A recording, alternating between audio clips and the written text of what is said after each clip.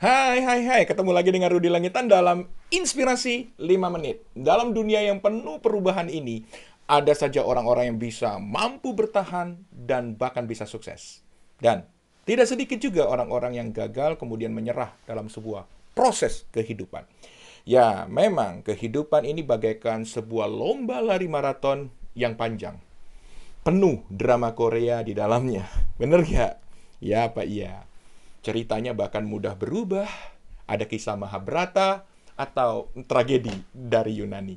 Kayak syair lagu jadul ya. Adegan senang, bahagia, kelelahan, frustasi, tergoda, terintimidasi, tertekan. Bahkan rasanya ingin keluar untuk menyerah, menghiasi setiap musim kehidupan. Layaknya sebuah panggung sandiwara. Ya, seperti sebuah lomba lari maraton. Mengawali dengan kecepatan dan kehebatan saja tidaklah cukup. Tidaklah menjamin untuk bisa kita mencapai garis akhir atau finish dengan hebat. Apalagi untuk memenangkan lomba dan beroleh hadiah. Saya jadi ingat dulu ketika saya mahasiswa, saya pernah mengikuti sebuah perlombaan lari 10 kilometer. Bermodalkan semangat 45, saya mendaftar dan berharap-harap, siapa tahu memenangkannya. Dengan kekuatan dan energi masa muda, saya optimis.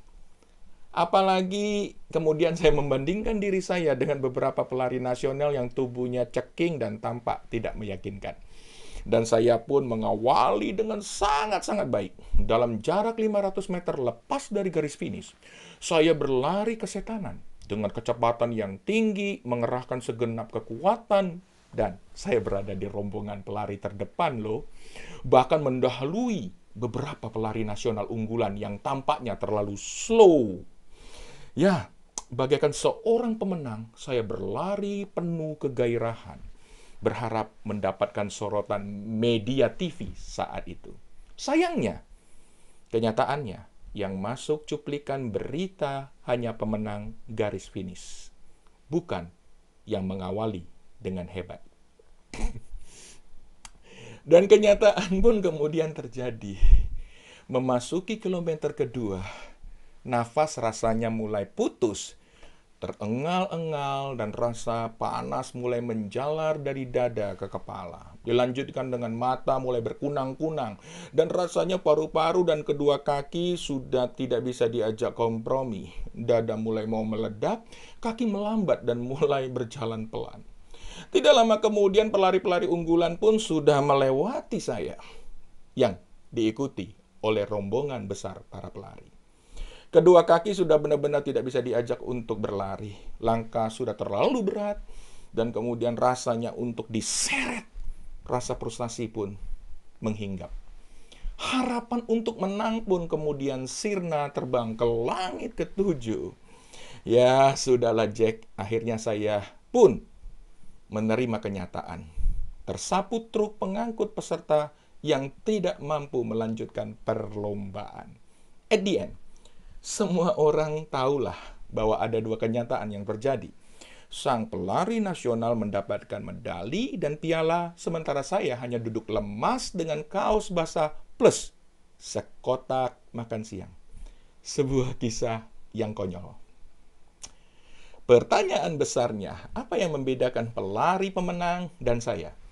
Jawabannya adalah tujuan atau gambaran atau imajinasi garis akhir. Sang pemenang atau sang pelari pemenang sudah membayangkan dengan yakin bahwa ia akan memenangkan perlombaan, naik ke atas podium dengan pialanya. Sementara saya hanya bermimpi dapat kaos dan sekotak makan siang. Ya, masing-masing akhirnya mencapai tujuannya masing-masing. Tujuan atau mimpi atau imajinasi atau cita-cita lah yang membedakannya. Bahkan yang menjadi pembatas pencapaian. Demikian juga dalam hidup. Kunci kemenangan orang sukses, bahkan orang-orang yang beriman, mampu bertahan kuat dan tidak mudah menyerah adalah bayangan imajinasi hasil di garis akhir. Orang yang mampu melihat apa yang ia akan alami atau terjadi di garis akhir atau di ujung perjalanan akan mampu memenangkan dan dapat bertahan dalam perjalanan. Inilah yang saya sebut dengan start from the end. Start from the end adalah sebuah cara melihat melalui gambaran mental tentang keadaan atau situasi yang akan kita alami atau terjadi atau takdir. Start from the end lah yang membuat kita bisa keluar, menyeret diri kita keluar dari comfort zone, maju step by step, mengatasi setiap rintangan, dan menembus setiap kabut yang gelap. Bahkan mengabaikan godaan dan intimidasi. Imajinasikan dan proklamlah gambaran mental hasil akhir setiap hidup kita, sahabat. Lakukan terus reframing, buatlah gambar-gambar yang positif. Lakukan juga self-talk atau afirmasi atau doa-doa yang kecil yang tak putus-putus.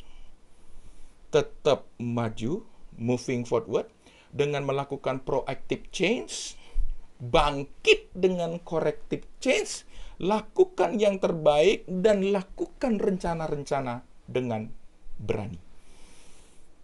Demikianlah tips singkat inspirasi 5 menit. Kembali, saya hanya memberikan inspirasi. Semuanya kembali dan terserah kepada sahabat. Salam Jos Gandos. Jadilah pribadi yang top, Marco top. Uhui. Jangan lupa subscribe, like, and share ya. Tentu komen juga. Thank you.